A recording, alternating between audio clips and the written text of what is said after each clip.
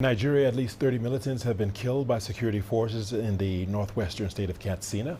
According to the state's internal security commissioner, the team were conducting coordinated counter operations after a host of simultaneous attacks on local communities in Faskari District on Tuesday. Security forces repelled some of the attackers after intense clashes. 5 security officials and 1 civilian were killed in the operations. Nigerian security forces have been battling intense attacks by so-called bandits or insurgents in the northern region for years now. The Army also recently completed what it called anti-terror operations in Adamawa and Borno states, killing at least 24 suspected terrorists. Well, we are joined by David Otto Ndele, Director for Geneva Center for Africa Security and Strategic Studies. He is joining us from Abuja live. Welcome to the program. Thank you for joining us, Mr. David Otto. First things first, the very basic question, David. The security situation in Nigeria seems to be deteriorating. What is contributing to this situation? Well, as you know, Nigeria has faced these kind of threats, for more than 15 years now. And what we're seeing now, with what is ongoing, specifically in the Middle Belt, and also the western part of Nigeria, with the attacks, by bandits linked to terrorist groups, is, a number of factors are accounting for that. I mean, one of that is the lack of proactive coordination by different security agencies, and this includes the complementary security outfits that one could refer simply as vigilantes or local hunters. So there is no real proactive coordination from an operational point of view. Now, what you can see is reactive coordination by multi-national agencies under Operation Hardin Kai, from the Nigerian Army, and under different operations. So I think lack of that coordination has been a main factor. But why is the security situation deteriorating? As you said, again, it looks at the economic situation of the country gets worse. More people are willing to join these groups despite the number of armed terrorists that have been killed by the military.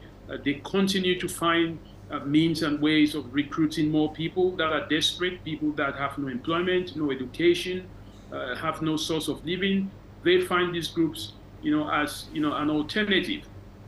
Another key issue, again, is that the military in Nigeria is quite overstretched, and it takes a lot more of the engagement. It's almost like it bites more than it can chew. So it needs to have, an equal support, from other security agencies. There has been talks of, the police being, giving more resources, to be trained, to be deployed to the front. But again, Nigeria is a big country, and it needs more men and a better strategy to deal with this issue. So it's a combination of factors, and this is something that the government needs to look very closely on. All right. Well, speaking of the government, the Nigerian government, what have they done to remedy the situation? And of course, is it enough? Well, it's not enough. As you can see, the insecurity continues to rise. I mean, the Nigerian president, then declared that they will have to initiate hundreds and thousands of more another security outfits. He called them, forest guards, to try and mitigate against the use of the porous borders, and also the use of these forests by bandits, to hibernate, to train, to smuggle weapons, to launch attacks, and retreat to the forest. That perhaps could be one way of leveraging on the overstretched military, but then it still does require some level of proactive coordination, as I said before. Nigeria has 21, I think, if not more, security agencies.